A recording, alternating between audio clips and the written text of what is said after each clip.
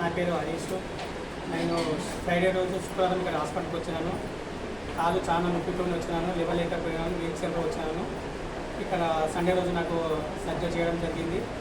ఇప్పుడు బాగున్నది, ఎక్కువైపోయింది. ట్రీట్మెంట్ మంచిగా చేసింది ఇక్కడ వజ్ర హాస్పిటల్లో.